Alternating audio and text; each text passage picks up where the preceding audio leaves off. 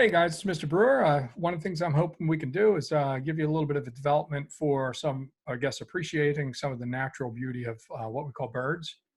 So not just the physical beauty, but also beauty in kind of their behavior and beauty in the appreciation that the world sort of needs them for some specific reasons. So it's pretty obvious when you look at these photos here on the screen that there's a lot of natural beauty in them. But sometimes, when we can kind of see how they behave and understand how they behave, we appreciate it a little differently. So right at about sunset today, I recorded something for you that I'd like to begin to at least share with you some more sounds. So here's the sound of the robin. Right at the beginning, you're going to hear, and then a lot of chipping noises to bip, bip, bip, bip, bip. So listen for that. I kind of dare you to think about popping your head out right before sunrise or right after sunset, and you'll always hear robins making that. So see if you can hear it.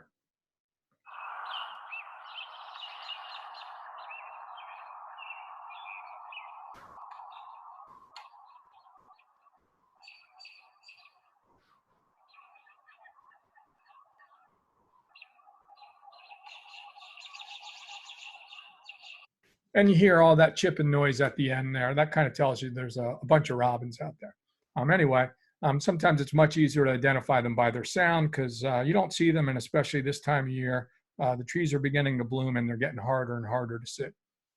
So let's move forward here. Let's get rid of my ugly mug. There we go. So what do we want to take a look at today? Well, what are some of the roles or what's the function of having birds in the environment? Well, one of the important things is they help control insect population. So obviously, there's actually, if you ever even watched, there's a bird called the swallow. And if you ever watched a swallow fly, it flies very much like a bat. You kind of see that it must be doing something odd because it's flying in such an odd pattern. It's chasing insects. One thing that they'll also do is they'll pollinate many plants. Pollinate has a very important function. So here you see a hummingbird feeding on some nectar of this flower. Well, that flower might produce a fruit. Well, it is not going to produce a fruit unless it's been pollinated. So maybe that's a blueberry plant. There won't be any blueberries unless that has been pollinated. So pollen has to be deposited on there. And sometimes birds will deposit that pollen. Bees can also do the same thing. One thing that birds can also do is spread seed from place to place. So here's a bird that's got a seed in its mouth. Maybe it flies away with it, drops it because it gets startled. Now that seed has a chance to reproduce in a new place. And finally, birds can be a predator, or they can be the prey for a predator. So here we have a pigeon that has fallen prey to this falcon here. So birds have some relatively important roles in the environment.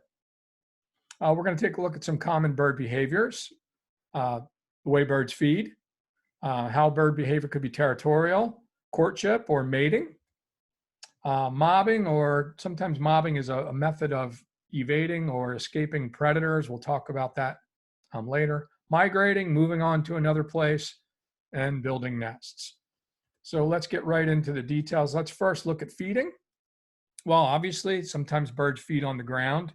Here you got a bird called the starling. Starlings are ground feeders, so you'll see them foraging or walking and hopping along the ground often.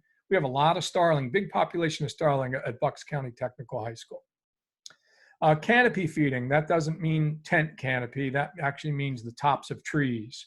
So high up in the treetops, some birds will feed up there. Cardinals sometimes, especially when acorns are in season. So canopy feeding is a method. So if birds aren't on the ground picking stuff up, sometimes they'll feed in the canopy. Bark feeding, some birds actually peck into the bark of a tree. Sometimes they'll try to extract the sap material, or sometimes pull insects out of there. Aerial feeding, well, that means to catch the insect right in midair. A number of birds can do that. Here we see a hummingbird. I'm not sure that he caught this bee in midair or not, but it looks that way in the picture. And predatory feeding, that means the bird's on the hunt. They're moving from place to place, searching for a meal.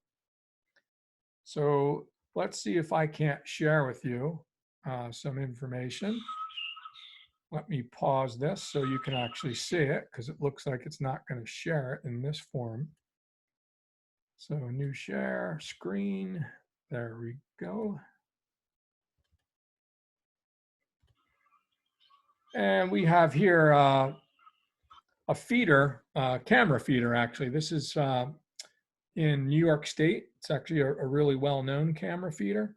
So what we see is we see all different kinds of food sources in hopes to attract all different kinds of birds. Pretty clever. So we see seed, we see some citrus, we see stuff that's like thistle or like, it's almost like a waste material, almost like decayed seeds. And then there's material deposited in this bark. So what we're seeing right now, if you know anything about birds, this one here is called the mourning dove. You probably recognize the mourning dove from its call.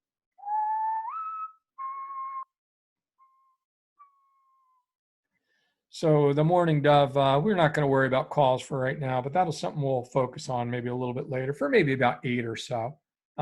Nothing too terribly elaborate. You got another bird here called the common grackle.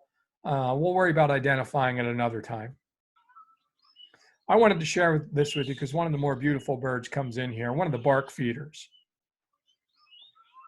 And there he is.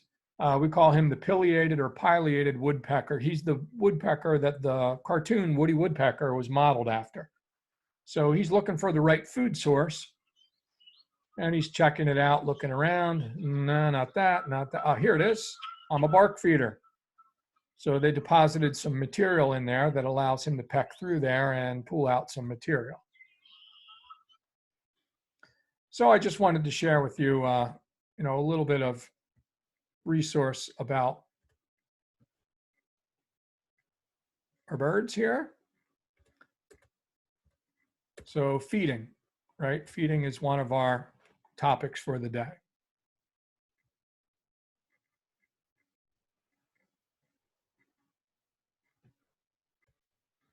Okay, moving forward.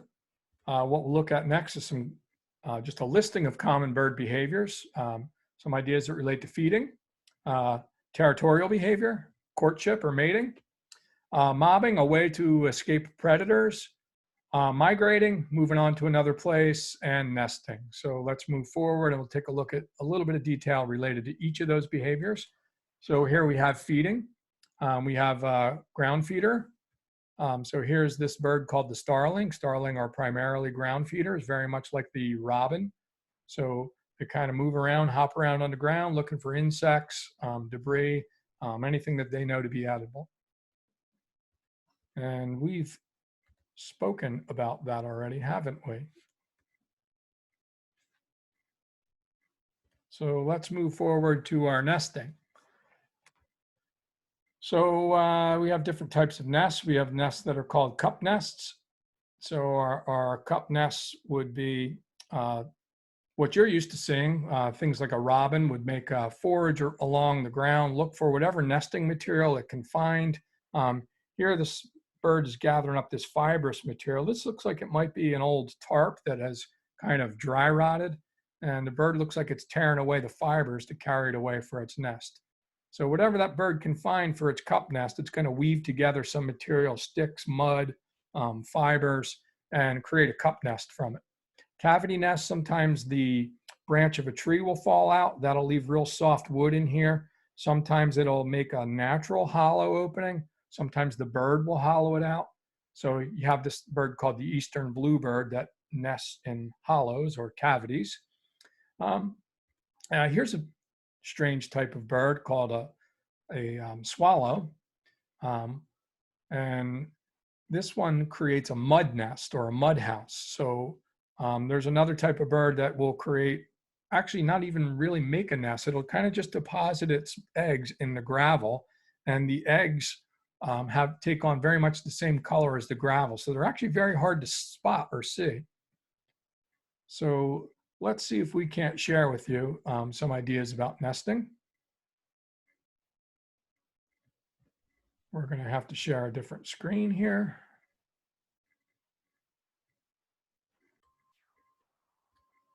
Here we go. We got this bird here called the ovenbird.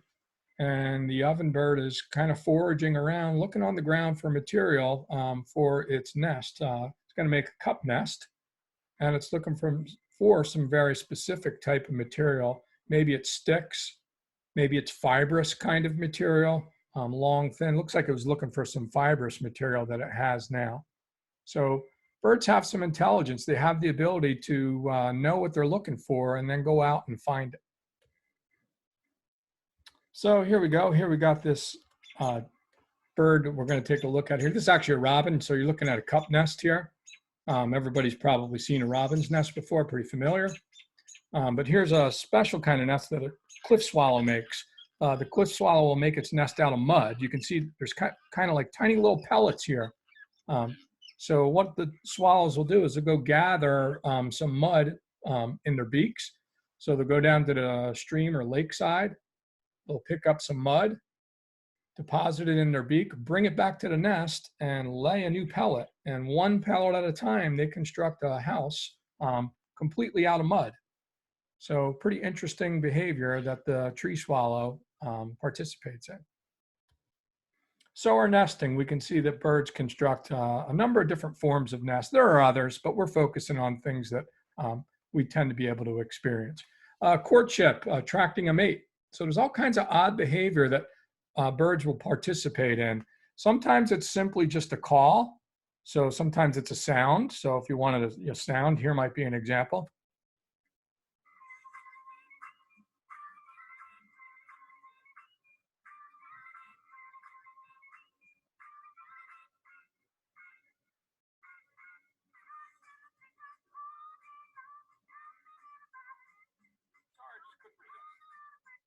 Yeah, that's not really an example. I was just kidding.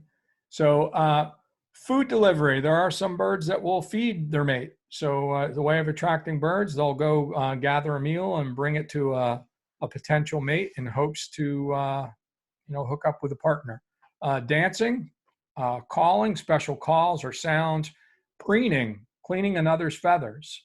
So these are all thought to be courtship behaviors, ways of attracting a mate.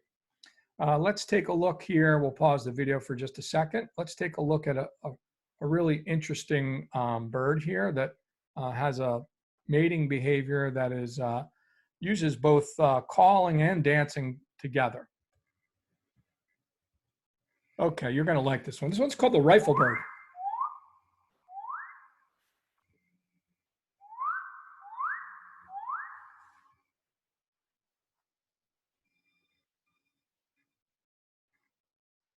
So he's calling in the mate, and he starts his dance. A little Michael Jackson action.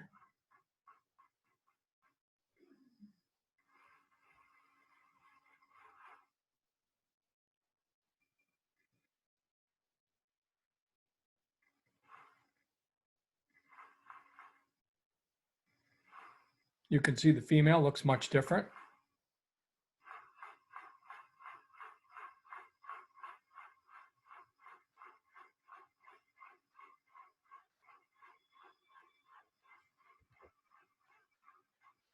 Anyway, interesting ritual for mates.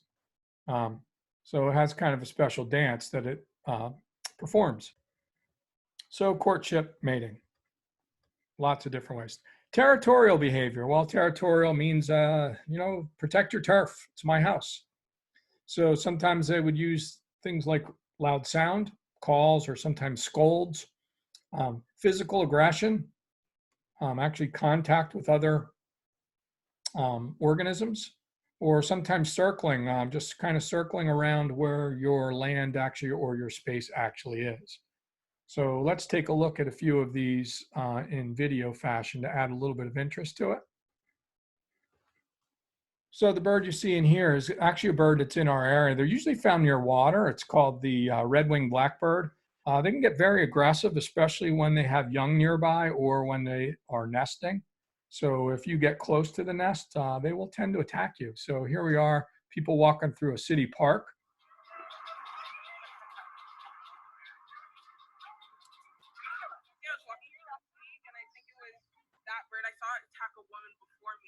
And I was like, oh my God, I would scream too if it attacked me. And literally 30 seconds later, it attacked me while I was walking here.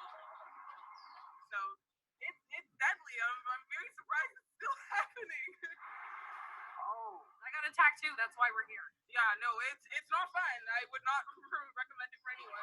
It's not. Okay, so the two of the babies fell. We tried to put the baby back on the tree. So the birds are being very territorial. They're trying to protect their young here. So our next example here is going to be actually a crow doing what we call scolding, just kind of letting people know what's going on here. So some of you probably been scolded by a crow before, maybe weren't even aware of it. So apparently this crow's aware of the camera person here and is not too fond of them being around. So they're getting scolded by the crow. He's telling them, yo, take a hike, buddy. Trying to rest here in peace. So we call that scolding behavior. One crow might hear another do that, and they may come together and scold.